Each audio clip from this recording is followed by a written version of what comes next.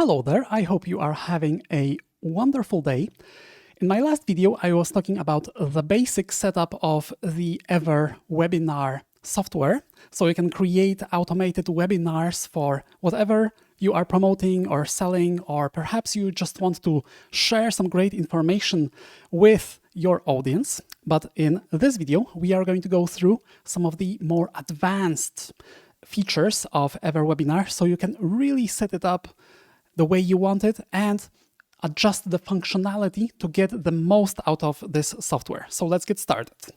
Okay, so the first thing is sharing the URL to your video file. So you can go with either YouTube or Vimeo. So with YouTube, you just need to paste the full URL, preferably from just your browser, and just paste it here and it will work just fine. And with Vimeo, there is like this extra step that you need to take, but it's not that complicated, but you need a premium Vimeo account. So just keep that in mind. But the great thing is that your webinar can be even in a 4K quality and it's going to work just fine. The next thing is setting webinar schedules. So you can just select on a specific day or every, let's say, Tuesday, Monday, or whatever. So this is like the basic thing that you would set up. But you can also set up this just-in-time option, and then this webinar is going to be available every 15, 30, 45 minutes or on the hour. Or you can do it every half an hour or every hour. And then when somebody signs up, they will just go straight into this waiting room and it will say that, hey, your webinar is starting in like 8 minutes. So most people will actually wait for that. So that's why you can expect pretty high attendance rates, even up to 80 or 90%. So this is really great. And you can even hide night schedules for these automated webinars because nobody is going to be running webinars, let's say from 8 p.m. until 7 a.m. unless you have some kind of very specific audience that you are catering to. Another cool advanced feature in EverWebinar is that you can enable split testing for your webinar registration page. So this is fantastic if you are running paid traffic to your webinar page, because then you will get specific analytics about which page performed better. So you can just switch between A or B and say how much traffic you want to include in each of these versions. And for example, right now we are looking at the A version. So for example, if I started customizing it, it will be automatically assigned as the A version. And if I just switch to B and then customize another version, it's going to be the version B. So this is extremely helpful. And I have been even checking these pages with GT metrics, so just to see how they look in terms of site speed, and it's perfect. They get like straight A's across the board. So it's actually a great solution, because I used to have this issue, for example, with running paid campaigns to like a regular page, where it would be sometimes slow and you lose a lot of that paid traffic just somewhere along the way, and you want to avoid that because you are paying for every click. So the faster they can see what's going on and see that page, the better. Let's take a look at one more thing here. So you also can select specific registration form fields, and you can choose between first name, last name, email address, and phone number. So it really depends on your needs and what kind of information will you need for your future communications with these leads. Then you can even have a free registration versus paid registration, and you can even select a new registration notification. So every time somebody signs up for your webinar, you will get a notification, but you can select a specific email there. So for example, someone from your team could get it. And you can even create password protection for your webinar, but I doubt that most people will use that. And here we are in a really cool feature from EverWebinar, because they have their own SMTP server, so they can just send email from their own server, which is absolutely fine. I think it should have a pretty high deliverability rate, but if you want some more customization, you want to add your brand and whatever, and send emails from your own server, then it's absolutely possible, and you can hook it up with your autoresponder. So for example, here we selected ActiveCampaign because that's the email automation software that I'm using. And if you just click on edit, you will see that you have you can add these extra custom fields in your email marketing software to then be able to send these emails with all of the details of the webinar included. Okay, so you can include a link to a live room, the replay room, and you can include webinar date, webinar time, and user time zone. So for example, in ActiveCampaign, you would just need to add these text input extra fields, right? And then you have this personalization tag. This is actually pretty simple. And then when you start sending emails or preparing these emails for your webinar, you can just click on personalize, and then you will have these extra fields available here. And they will contain all of this necessary information. For example, the live room link to this specific webinar. So this is pretty cool. But the really, really cool advanced feature is that you can set up your autoresponder integration however you want it. So, for example, we have ActiveCampaign here, and we have these, if this happens, then do this rules that you can set up. And you can customize it really well so that you don't let any potential customer slip away. So for example, we have a couple of great triggers. For example, if they register, if they attend the live webinar, if they miss the live webinar, if they attend the webinar replay, if they purchase your product, if they leave before a specific time, if they stay until at least some time, or if they join the live room after, right? So these are all triggers. Then you can basically add a tag, remove a tag, or add them to a list, or remove them from a list. So the easiest way to set it up would be, for example, if they register, then add a specific tag that you have created in your email autoresponder. And this tag is going to start some kind of email automation based on that specific trigger. So you can probably already imagine how many different opportunities it can give you to really customize this webinar experience and make sure that it's as seamless as possible. But that's not all. There is another thing that you can set up, because EverWebinar has this built-in analytics, and they are pretty good, but you can also hook up your third-party tracking systems to this whole webinar experience.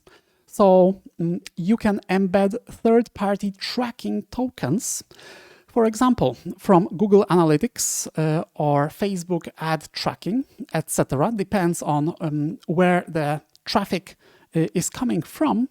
So you don't have to rely only on the analytics from EverWebinar, but you can actually paste specific JavaScript into these different pages. For example, the registration page, registration form tracking, post-registration thank you page tracking, webinar live room tracking, or even replay page tracking. So then you can start firing the Google Analytics code every time somebody is visiting this page. And then you will get this really granular data from Google Analytics as well, which is fantastic. And you can then compare it to the analytics from EverWebinar. But you can even include some marketing pixels here. So for example, when somebody already attended or signed up, you can then tag them with some kind of specific marketing tag, and then, for example, use it for remarketing. So this is a great option as well. There is one more really cool feature in EverWebinar where you can also use your own custom confirmation page, because this is like the basic one, right? But you can also just include a link to your custom URL. So this is pretty cool. You have the ability to survey your registrants, so perhaps do some market research along the way. Once they sign up for your thank you page, for example, what kind of topics they are interested the most, and then you can craft your webinar a little bit better based on that information. And then once they sign up and already appear in this webinar recording page, you can also select if you want to enable the autoplay or disable the autoplay. So I would definitely recommend to enable autoplay muted, because it gives this impression that the webinar is now live, and you are like already in it. You just need to unmute it. So that's for sure. And you can select a specific countdown page design. So it has this little timer over here. And once, for example, they sign up and you have this just-in-time webinar, it will say that, oh my God, you only have like 7 minutes left to the next webinar. So they will probably usually keep it open. So this is really great. And like the thing that really blew my mind is this kind of live content feature, where you can just add specific events at a specific time during the webinar. So for example, you can say that, at this specific time, you have these, timestamps in your video, you should start running a poll. But you have like many other options. For example, you at a specific time, you can be sharing a file with your webinar attendees.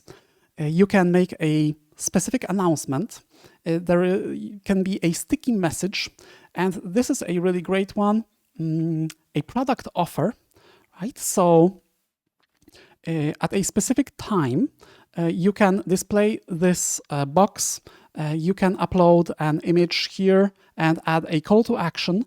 And you have this button link here where you can just put your call to action URL, for example, to a checkout page or some kind of registration page for another event, or whatever you are trying to promote during your webinar. You can just, when your pitch starts, you can create this really cool kind of call to action and synchronize it perfectly with your pitch, just to get as many clicks as possible. So this is fantastic. And you have a live sale announcement as well that you can add. For example, if somebody buys something at a specific time, you can just add it just to add a little bit of social proof to the whole thing. Or you can even redirect them at a specific time to another page. I would probably avoid this one, but all of the other ones are pretty cool. You also have this live chat box. So you can enable a live chat during your webinar or display a question box. So this is pretty cool. And this other option is, let's say, ethically questionable, because you can display a number of attendees, but you can just display the actual real attendees in the room, But what if you just start your webinar and you have like 3 people watching? Then perhaps you can have this dynamically simulated number of attendees. So for example, it could show that there are actually 50 attendees, but then it will start dropping gradually. So it really depends on how transparent you want to be. It is necessary to strike this balance between transparency and creating this illusion of a live webinar environment.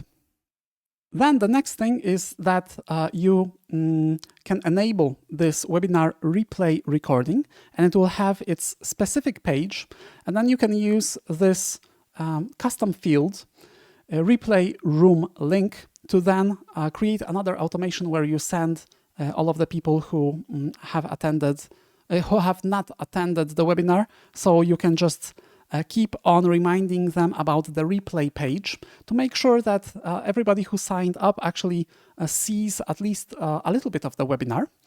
So this is really great. And then even in this replay mode, you can allow them to use player controls. So for example, that, okay, this is like a replay, so you can just skip around or whatever, or no, and it means that they will have to just watch from the beginning until the end. So it really depends on what kind of environment you want to create, but I would probably keep it as a no. And you can select replay page expiration date and allow users to submit questions during the the replay. Okay, and basically that's the thing. And there is one more thing that I wanted to just mention, that with emails, when you want to actually send emails from your own autoresponder, you really need to add some DKIM entries to your DNS on the server side, basically on your domain, so that it can connect to EverWebinar, and then your emails will be authenticated. Otherwise, they will have very low deliverability. So you can just go into profile here and put in like the information, just follow the instructions, go to your hosting provider or basically the domain registrar, and put these CNAME records there. There are 3 of them, and you are going to be ready to go. It just takes a while for them to propagate. Okay, so I think that's it for now. I hope that you have enjoyed this video where we talked a little bit more about some advanced features you can use in EverWebinar. If you have enjoyed this video, please give me a thumbs up and subscribe to my channel. And you can check the link to EverWebinar in the description. So have a good one, and I'm going to see you in the next video.